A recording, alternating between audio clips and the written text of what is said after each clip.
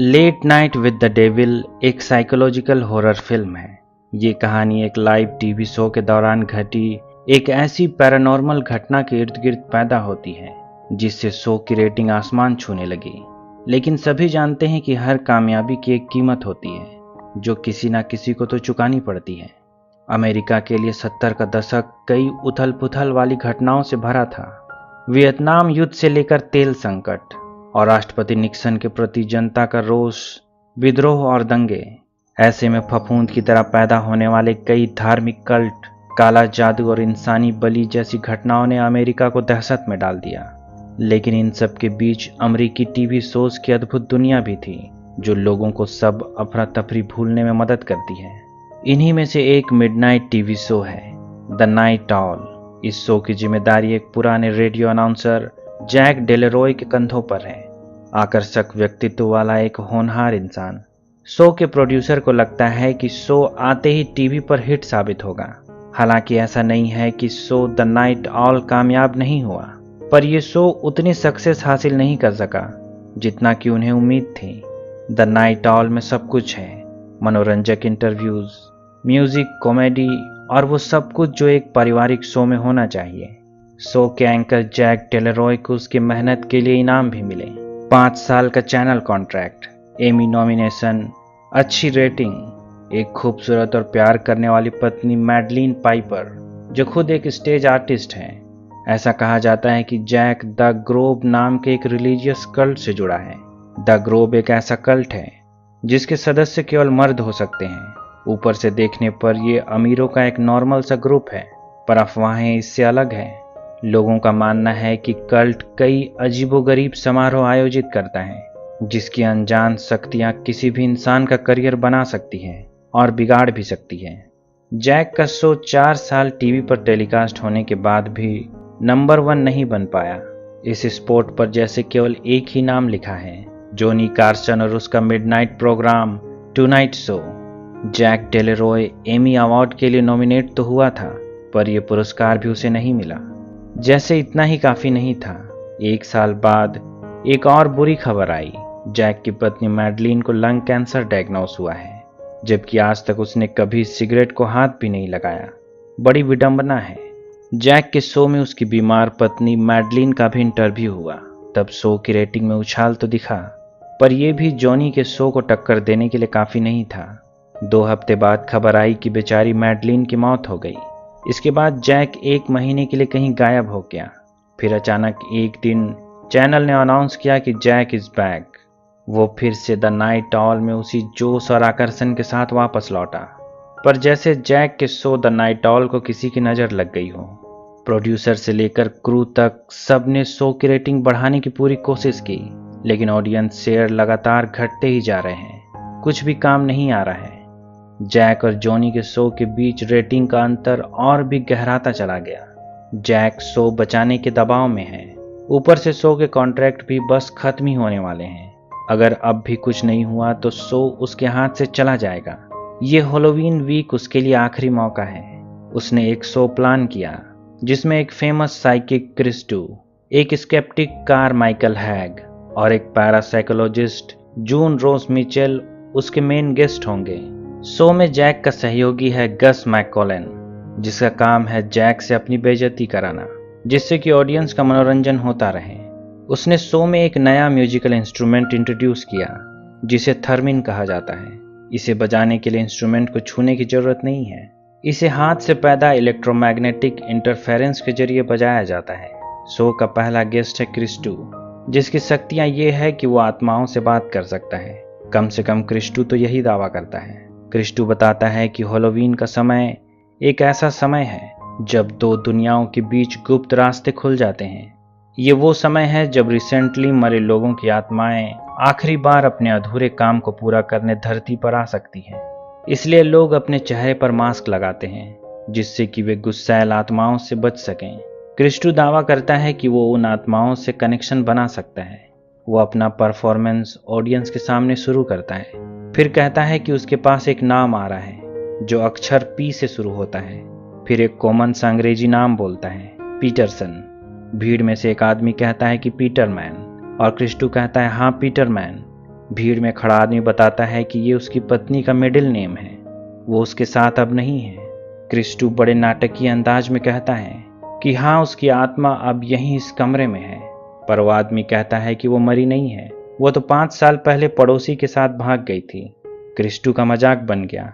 जाहिर है कि वो एक ढोंगी है। इसके बाद क्रिस्टू कई कॉमन अंग्रेजी नाम पुकारता है, पर यहाँ इस नाम से कोई किसी का रिश्तेदार नहीं मिला जो अभी अभी मरा हो। फिर वो एक औरत के पास जाता है और ना जाने कहां से वो उसके मृत बेटे एडवर्ड के बारे में बताना शुरू करता है। ऐसा लगता है जैसे एडवर्ड की आत्मा सच में उससे बात कर रही हो। वो हर एक बात उसके बारे में सटीक कहता है और पूछता है कि उसकी फेवरेट गुड़िया पापा का हाल कैसा है। वो इतना कुछ कैसे जान सकता है, ये इम्पॉसिबल है। सभी उस पर यकीन करने लगते हैं। तभी क्रिस्टू अचानक से चीखता है जैसे उसके दिमाग की कोई नस फट गई हो। कहता है उसे एक आत्मा संपर्क कर रही है। ये आत्मा अग्रेसिव है और उसमें बहुत उदासी भरी है। इस आत्मा का नाम मिनी है। एक आदमी ने उसकी वेडिंग रिंग पहनी है जो इसी स्टूडियो में है। उसकी आंख की पुतली ऊपर चली गई। स्टूडियो में डर का माहौल बन गया और स्टूडियो की लाइटें फ्यूज होने लगी। फिर अचानक सब नॉर्मल हो गया। क्रिस्टू हाफते हाफते कहता है कि वो चली गई। फिर एक कमर्शियल ब्रेक हो गया। बैक स्टेज वे बातें कर रहे हैं कि ये जो भी था, इससे शो की रेटिंग में जबरदस्त उछाल होने वाला है। लास्ट में क्रिस्टू ने क्या परफॉर्मेंस दिया। पर क्रिस्टू जैसे बदहवास है, उसके चेहरे पर थकावट साफ दिख रही है। नाक से खून भी बहने लगा है। जैक अपने प्रोड्यूसर से कहता है कि आखिरी में उन्होंने जो स्टेज की लाइट बंद की, इससे माहौल डरावना बन गया था। पर लियो, जो कि शो का प्रोड्यूसर है, कहता है कि उन्होंने लाइट के साथ कुछ नहीं किया था। पर फ्री में क्रेडिट मिल रहा है तो उसे ये लेने में कोई परहेज नहीं है। कमर्शियल खत्म होने के बाद शो के दूसरे हिस्से में स्केप्टिक कारमाइकल हैग भी शो को ज्वाइन करेगा।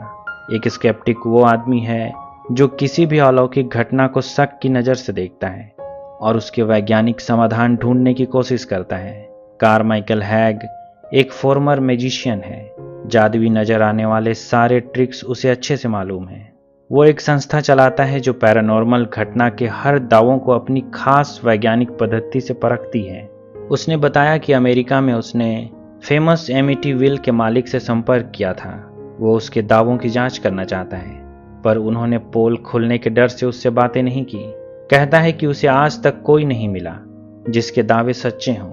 हैग अपने साथ एक चेक लेकर चलता है जो $1,00,000 का है। अगर कोई भी ये साबित कर दे कि उनके अलौकिक दावे सच्चे हैं तो वो उसे ये चेक खुशी खुशी दे देगा। उसके हिसाब से क्रिस्टू भी महज एक फ्रॉड है। कैसे उसने अपने परफॉर्मेंस के दौरान कुछ कॉमन अमरीकी नाम उछाले। शुरू में 5 बार अपने ट्रिक में फेल होने के बाद उसे एक लेडी मिल ही गई और उसने तुक्का मार दिया। आखिर खराब घड़ी भी दिन में 2 बार सही समय दिखा ही देती है। क्रिस्टू इस बात से इतना झल्ला गया कि उसने हैग के चेहरे पर पानी फेंक दिया। क्रिस्टू तुरंत शो छोड़कर जाना चाहता है, पर जैक ने उसे रुकने के लिए मना लिया। कहता है कि क्रिस्टू ने आखिरी में जो नाम कहा था, मिनी, वो मेरी मृत पत्नी का पेट नेम है और मैंने अभी उसकी वेडिंग रिंग पहन रखी है। लेकिन हैग ने ये कहकर बातें काट दी कि आधे से ज्यादा लोग इस रूम में वेडिंग रिंग पहन कर आए हैं। ये सब केवल स्टैटिस्टिक्स का खेल है। कोई ना कोई बेवकूफ इनके झांसे में फंस ही जाता है। क्रिस्टू इस बात से बड़ा डिस्टर्ब था। ऊपर से उसकी तबीयत थोड़ी खराब सी मालूम पड़ रही थी। अचानक उसने हैग के ऊपर ब्लैक टार जैसी उल्टी कर दी। उन्होंने एक कमर्शियल ब्रेक अनाउंस किया। इसके बाद क्रिस्टू को हॉस्पिटल भेज दिया गया। ब्रेक के बाद शो के तीसरे हिस्से में उन्हें पैरासाइकोलॉजिस्ट डॉक्टर जून रोस मिचेल ज्वाइन करने वाली है। एक पैरासाइकोलॉजिस्ट वो है जो अपने सूडो साइंस के जरिए ये दावा करते हैं कि दुनिया में अलौकिक और रहस्यमयी शक्तियां मौजूद होती हैं। आज यहाँ डॉक्टर जून के नए किताब कन्वर्सेशन विद द डेविल की लॉन्चिंग भी है। ये किताब उस लड़की लिली के बारे में है जो डॉक्टर जून के हिसाब से पैरानॉर्मल रिसर्च का एक जीता जागता उदाहरण है और इसे कोई भी स्केप्टिक खारिज नहीं कर सकता है। कुछ समय पहले जून को एक लड़की मिली थी जिसे एक शैतान अब्राकस की पूजा करने वाले लोगों के चर्च से बचाया गया था। जब पुलिस ने कल्ट के ठिकाने पर रेड मारी तो उसके लीडर जेंडर डियाबो और उसके लोगों ने फायरिंग शुरू कर दी। 3 दिन तक मुठभेड़ के बाद कल्ट के लोगों ने पूरी जगह को जला दिया और आखिर में खुद पर पेट्रोल डालकर आत्महत्या कर ली। पुलिस ने वहां से एक बच्ची को बचाया था, लेकिन उसके मेंटल कंडीशन और अजीब बर्ताव को समझने के लिए FBI ने जून के साई रिसर्च सेंटर से संपर्क किया। जून ने इस बच्ची के साथ कई कॉन्वर्सेशन रिकॉर्ड किए और कई अजीबोगरीब फाइंडिंग्स की। लगता है जैसे उस लड़की के अंदर कोई शैतानी शक्ति मौजूद है। अचानक आवाज में एक भारीपन आ जाता है और लगता है आवाज किसी आदमी की है। चेहरे की बनावट और उसका रंग भी बदल जाता है। लेकिन जब जून लिली के साथ स्टेज पर आई तो लिली को देखकर सबको हैरानी हुई। वो दिखने में एक खुशमिजाज लड़की है। बात करने पर वो पूरी तरह नॉर्मल और होशियार मालूम पड़ती है। उसने बताया कि जून जैक की बड़ी तारीफ करती है, कहती है कि वो बड़ा हैंडसम है। लिली ये भी जानती है कि जैक के पत्नी की मौत हो चुकी है, पर अब भी उसे अपने शो के कामयाबी की चिंता है। लिली कहती है कि उसका शो बहुत जल्दी ही फेमस हो जाएगा। एक कमर्शियल ब्रेक के बाद बैक स्टेज ये देखा जा सकता है कि जून और जैक के बीच कुछ तो चक्कर है। थोड़ी देर बाद शो का प्रोड्यूसर अकेले में जैक को बताता है कि हॉस्पिटल जाते समय क्रिस्टो की मौत हो गई, उसे हैमरेज हुआ था। जैक ये सुनकर थोड़ा परेशान है, क्योंकि उसे लगा था कि टार जैसी उल्टी करना, सर पर जोर देना, ये सब उसके एक्ट का हिस्सा था। पर शो को आगे बढ़ाने के लिए जैक ने ये बात क्रू से छुपाए रखी। जब तक कमर्शियल ब्रेक चल रहा है, हैग उस औरत से बात करता है जिसके बेटे की आत्मा से क्रिस्टो ने बात करने का दावा किया था। उसे पता चला कि सभी लोगों ने यहाँ आने से पहले एक फॉर्म भरा था जिसमें उनसे जुड़ी कई जानकारी ली गई थी। हैग के लिए साफ हो गया कि क्रिस्टो ने इसी फॉर्म के जरिए उस औरत के बेटे के बारे में जानकारी हासिल की होगी। जब शो फिर से शुरू हुआ तो हैग ने जून के क्वालिफिकेशन पर ही सवाल उठा दिया। भला पैरासाइकोलॉजी ऐसे काल्पनिक विषय पर कौन सी यूनिवर्सिटी PhD देती है? उसने जून के द्वारा लाए गए सामान का भी मजाक उड़ाया, जो वो शैतान अब्राकस के पुजारी डियाबो से रिकवर करने का दावा कर रही थी।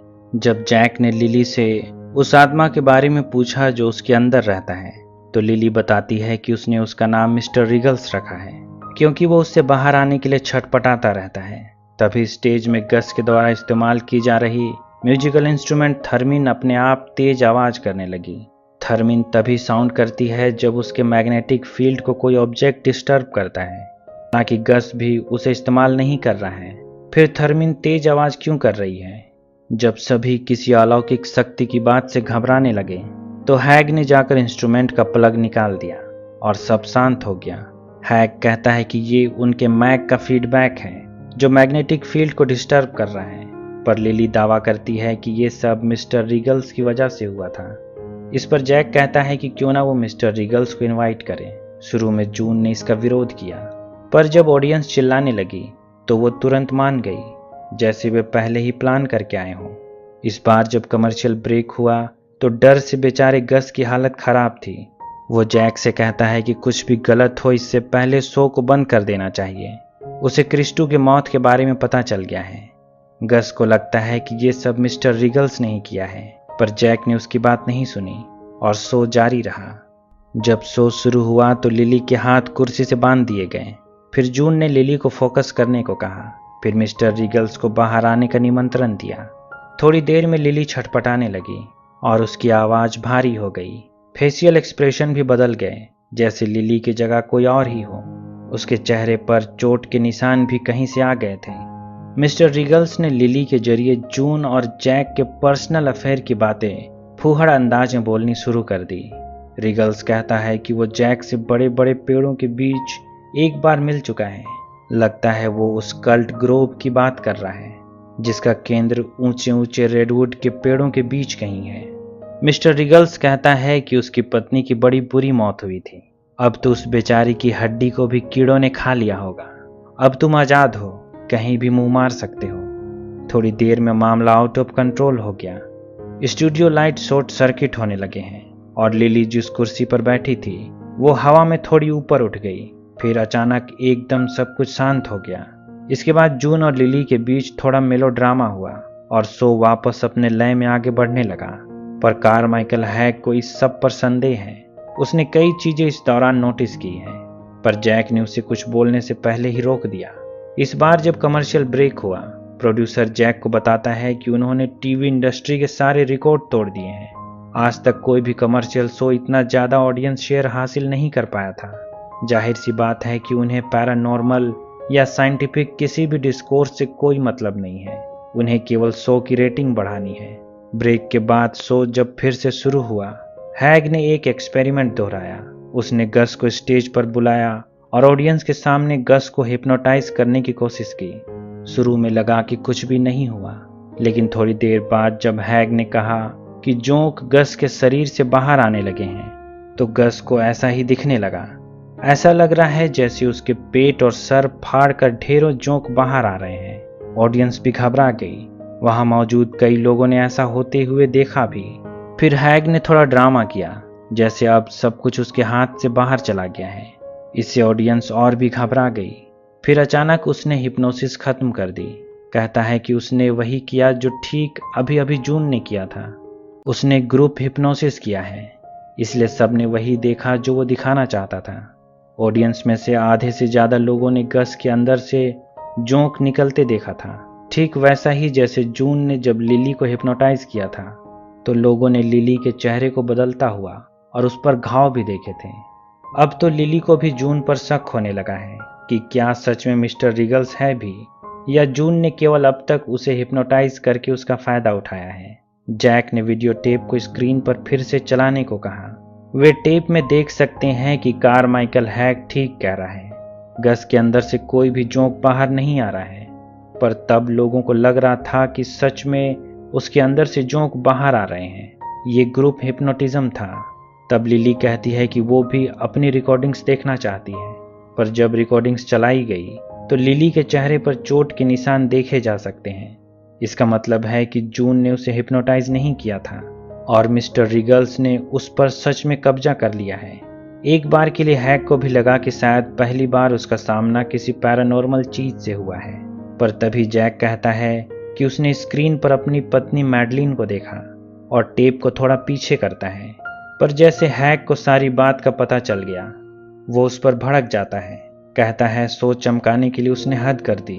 जीते जी तो उसने मैडलिन का इस्तेमाल किया ही, अब मरने के बाद भी वीडियो ट्रिकरी करके उसका इस्तेमाल रेटिंग बढ़ाने के लिए कर रहा है। पर जैक जैसे कहीं खो गया है। उस पर किसी की बात का कोई असर नहीं हो रहा। तभी अचानक शॉर्ट सर्किट होता है। स्टेज में अफरा तफरी मचती है और लगता है जैसे लिली पर मिस्टर रिगल्स ने दोबारा कब्जा कर लिया है। लिली का सर 2 टुकड़ों में खुल जाता है। हाथ से बिजली निकल रही है। उसने सबसे पहले गस को, फिर जून और हैग को मार दिया। फिर जैक फ्लैशबैक में चला गया, जहां वो अपने ही पुराने एपिसोड में पहुंच गया है। एक के बाद दूसरा शो, दूसरे के बाद तीसरा। उसे कुछ भी समझ में नहीं आ रहा है कि वो कहाँ है। तभी उसे उस कल्ट ग्रुप के सदस्य दिखते हैं जो उसे आर्केन सेरेमनी के लिए ले जा रहे हैं। ये वही सेरेमनी है जिसे परफॉर्म करने वाले इंसान को मनचाही कामयाबी मिलती है, पर शर्त यह है कि उसे अपनी सबसे प्यारी चीज कुर्बान करनी पड़ती है। जैक को भी कामयाबी हासिल करने के लिए कुर्बानी देनी होगी। वे उसे एक कमरे में ले जाते हैं जहां उसकी पत्नी है, जो कैंसर के दर्द से कर्रा रही है। कहती है कि उसे इस दर्द से आज़ाद कर दें। वहां वही खंजर रखा है जैसा कि शो में जून लेकर आई थी। जैक ने खंजर उठाया और अपनी पत्नी के सीने में घोंप दिया, पर जब उसे होश आया तो देखता है कि उसने ये खंजर लिली के सीने में धंसाया है और बाकी सभी मेन गेस्ट स्टेज पर मरे पड़े हैं। अब सवाल है कि क्या सबको जैक ने मारा है? वो किसी तरह के हिप्नोटिज्म का शिकार था। सबसे पहले मरने वाला क्रिस्टू ब्रेन हैमरेज से मरा था, या फिर ये सब घटना पैरानॉर्मल थी? क्रिस्टू सच में आत्माओं से संपर्क कर सकता था और एक दुष्ट आत्मा मिस्टर रिगल्स ने उसे मार दिया जो लिली के अंदर था, और यहाँ ठीक वही हुआ जैसा कि दिखता है। या फिर ये उस सेरेमनी का फल था जो जैक को उसकी पत्नी मैडलिन की कुर्बानी के बदले मिला है, जिसने उसके शो को अमेरिका में बेस्ट रेटिंग शो बना दिया, भले ही एक दिन के लिए, पर यह हुआ जरूर। आखिर हर कामयाबी की एक कीमत होती है, पर शैतान से सौदा सोच समझ कर करना चाहिए। हम पुलिस सायरन की आवाज सुन सकते हैं जो हत्यारे को पकड़ने स्टूडियो पहुंच चुकी है। इस कहानी के कई उत्तर हैं और यही इस कहानी की खासियत है। अगर ये स्टोरी पसंद आई तो वीडियो को लाइक, शेयर और चैनल को सब्सक्राइब कर दें। अभी तक बने रहने के लिए शुक्रिया।